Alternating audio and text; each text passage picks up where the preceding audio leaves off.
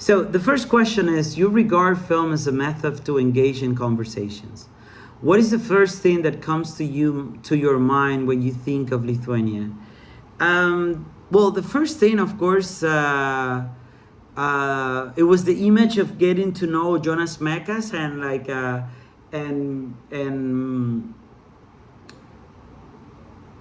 and I had a very good professor, Jorge Laferla, and experimental cinema and the history of experimental cinema in Buenos Aires.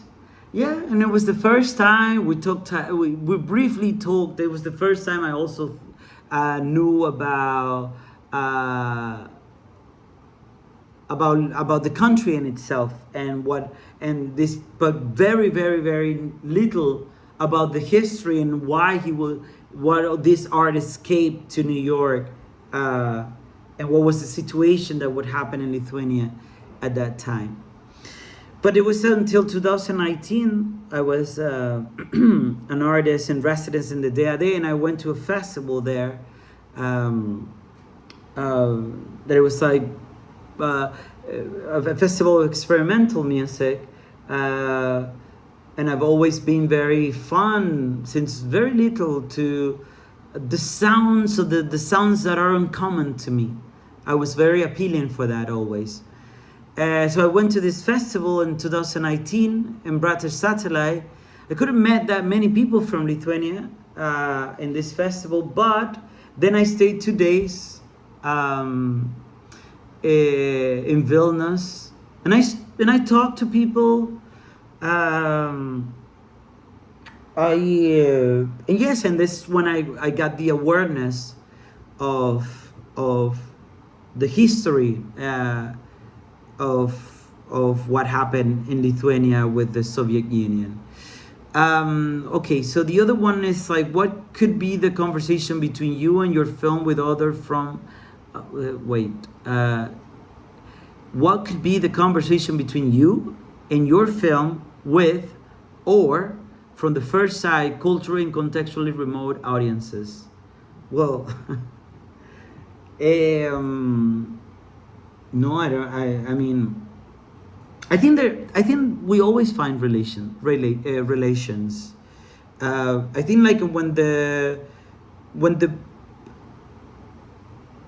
like Glissant talks about the transparency and the opacity. The transparency is those narratives that have been repeated, and people were colonized in those ideas, and we have this idea of the world. No, when we realize that this is a construction of the imperial colonial countries, we learn that the history is written by the people who wins the victories, who have the victories. No, and like then we start digging this opacity that is around us, so we don't know. And for Glissant, this is where the world enters in relation, because for him the fact that the Caribbean is this matrix, that what is going to start is the relation of the world and the idea of the world as a totality. This is what the colonization of the Americas. So, of course, we will have every country that is in the South, in the global South, as far as they are, but also the people who were oppressed by the second imperial force that was the Soviet Union. No, the first one was the Americans. No, the ones that we have, of course, suffers occupation, supported by dictatorships that were supported by them and put them by them. Genocides like displacements of people with the fruit companies and the Bananita company, like there was incredible. This Panama Canal, it was a current genocide in the sense of like more than 10,000 people died building this canal. And it was black people from the British Caribbean. And they apply the apartheid and all of that. So all these foundations of power, of what Aníbal Quijano says, the coloniality of power, it is very hard for other peoples to see, but this is like global. And especially like in Europe, they don't, like, it will be, we could be amazed, something that is tacit for us, like even people that not even went to school, and you have to keep discussing that the idea that the historical fact that it was colonization, yes, that happened 500 years, but from there, the forms of power, the idea of controlling this idea of the world totality, that it was imperial and it was colonial and it was capitalist at the same time. You know, the foundation was, no? Yes, the foundation was this colonization, but from there, we built upon this idea of the world. This is something that for some people is very hard to understand. And this is why sometimes, because the other part is that Aistė tells me that I could be surprised that when she sees my film, she also gets related to her country. Well, no, it's not. I don't get surprised, because those forms of power are the ones that were successful in the conquer of power. This is the second question. For the spectator, the film is a great exercise to expand their imagination, not only through the voice of the hippo, but also through slightly disoriented narration and form, leading in unexpected direction. What is your approach to freedom of imagination, the tools, the methods to achieve it? Well, it's a kind of a ambiguous question, because to achieve it to what? To the life, to the cinema, to the film in itself? Definitely, also, I think like to think about methods, to think about tools, and this is something that it's been also, I mean, when we started to make, when we began, no, with Fanon and Césaire, this idea of post-colonial theory with the birth of this post-colonial theory, very soon cinema in Latin America were basically talking to each other.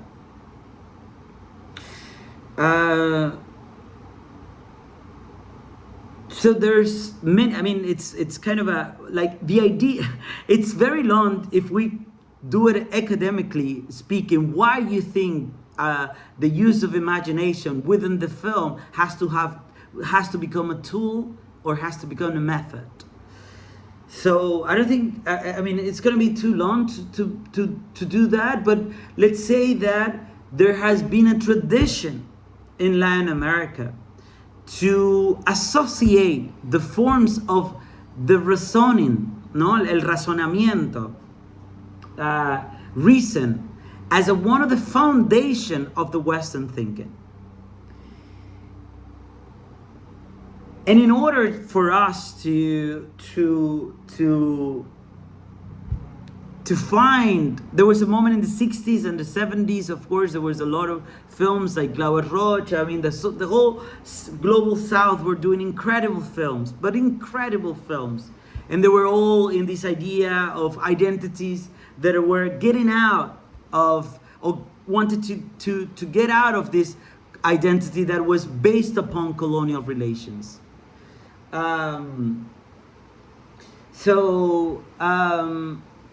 Reason was one of the first things to get attacked. Rationalism doesn't matter if it's good or bad. What it cannot be, it is the only form of understanding. And of course, if you think that I am going to write a script in the way, I mean, I write a script, but yes, you might think, and not you, but anybody that has studied film, yes, imagine, all films are based upon, the majority of the film are based upon, and when we are taught in school and film schools how to teach, we're talking about Aristotelian structures and also a Shakespearean structure. I have to think the world. Imagine this complex world in these two forms of telling stories. This is why people get really mad, not only in Pepe, to Cocote, but like mad, like deliberate mad with this film. Because what it does is the challenge, or not only challenge at something that, again, you not someone that I'm gonna sit down and I am going to point it out, the things that I'm going to break from the Aristotelian, because that will be rationality. So what, of course we have to be rational, otherwise we could die in a place, right?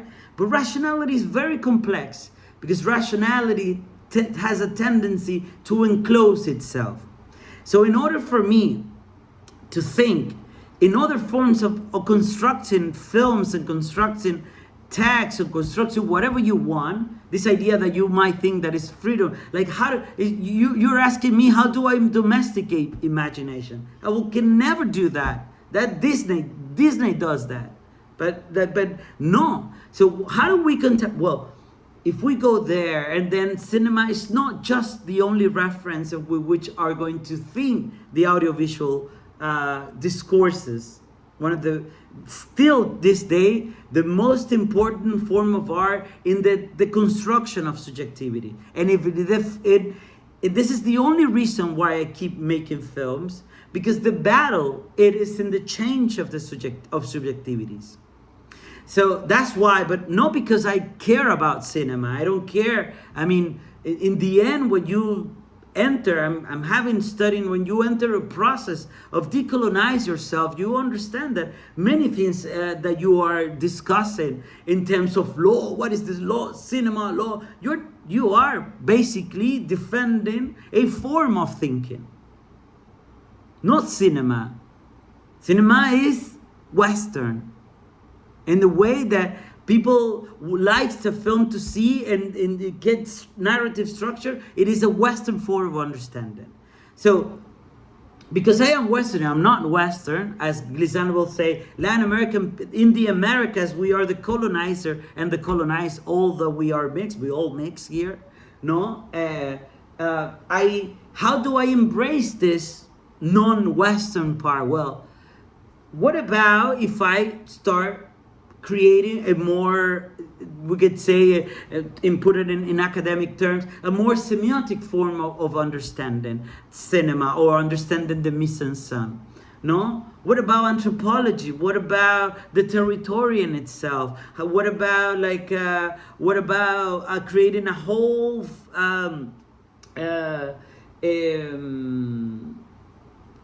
baggage of sounds and images that we are making constantly small pieces around a major film with all of that. So you complicate you complicate the development process. That's what you do. Oh, that's what you should do, right? And then there's not going to be a method. You're gonna have to find forms of ending and ending the project. No, not stay. Yes, you're gonna have to find paths. You're gonna have to find forms. You're gonna have to find this to achieve the film. But you're not creating a method. You're not creating tools. Sorry, tools are good, but not in the imagination. Probably tools are good to achieve forms of maybe yes, maybe it's very ambiguous, this thing, but yeah, I think you can have an idea what I said about that. So how did you tell the difference between what is an inspiration and what is construction of imagination? I believe it says construction because it says constriction, but I think it's a construction, right? Okay. Well, to be honest, I don't think I use this word inspiration. It sounds very. It sounds very. Yeah, I don't know. I don't like inspiration. There's no inspiration. No. Inspiration, it's like, no. We have to eliminate that word.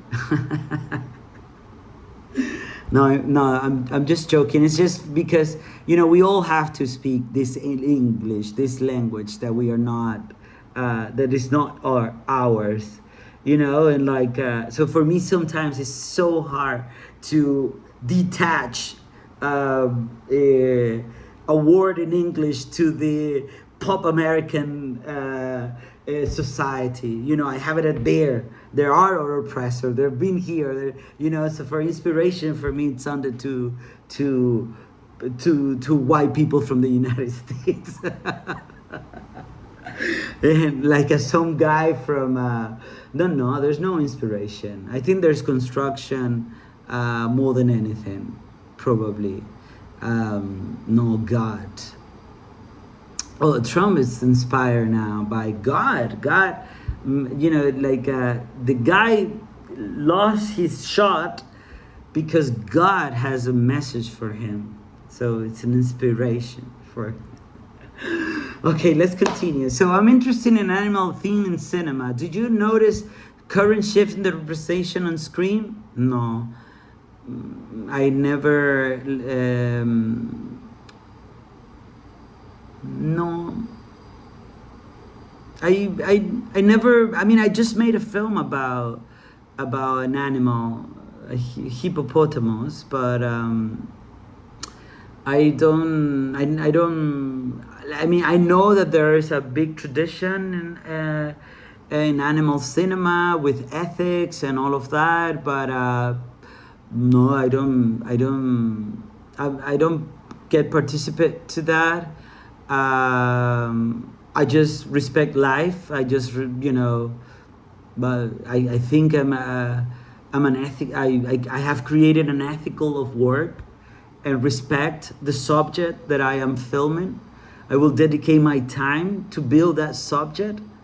Sometimes this subject that is being filmed could be an animal, can be a human being, it can be a territory, it can be a space, So it's just a commitment in the representation more than I know about the history of the animal theme and all this discussion. No. Okay, the other question is, were there any films or other artworks you studied while preparing to shoot?